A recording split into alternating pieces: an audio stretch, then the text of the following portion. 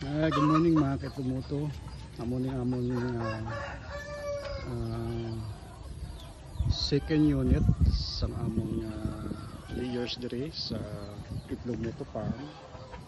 Ang pinaka-challenge namon dire kung mag-ulan ang iya tubig nagapundo kay actually palayan ini sang una yung convert lang namon sa manukan kaya hatagan ako siyang chance ng akong uncle na mag umpisa man sa akong pangabuyan diri sa uma. So amo nang pinaka-challenge gid kung mag-ulan ang tubig kapundo. So amo ni ang existing units sa layers 1, amo ni layers 2, kag plano na mo amo ni layers 3 diri. And amo nang layers 4 dira. So approximate mga 250 to 300 birds for layer house. So muna mo pinaka-challenge diri gid ang ulan gapundo hindi makakuha ang tubig. So ginagawa obra namo sing kanal kung ginatultol ginamon kung di ang pinakamanaba nga parte sang lapok para dito namon ipagawa ang tubig dito, pinaka-exit sang tubig.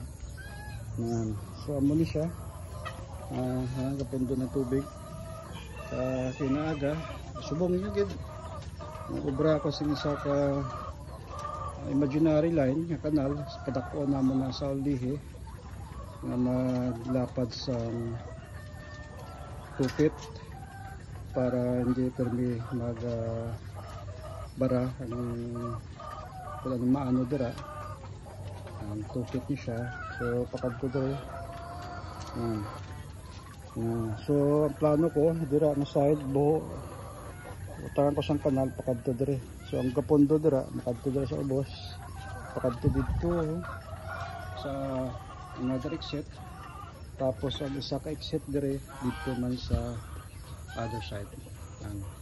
So ang palibot siya na subong may mga kanyugan na dira pagtanom ko para kung magtaas ang nyug para siya na amo na siyang feeder sa ating mga manok. So far amo na ni update subong sa Itlog Moto Farm.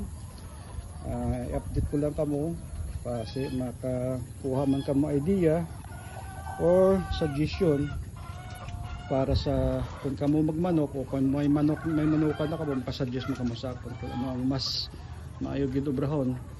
Kaya ako beginner lang gid diri sa among nga business. May ara kami small unit pero soon i-develop man naman na siya. Wala na problema kay mataas na party, simentado ang iya na flooring. Estimated man dira 250 to 300 yun birds ang unit nga da. So far amo lang ni. Salamat.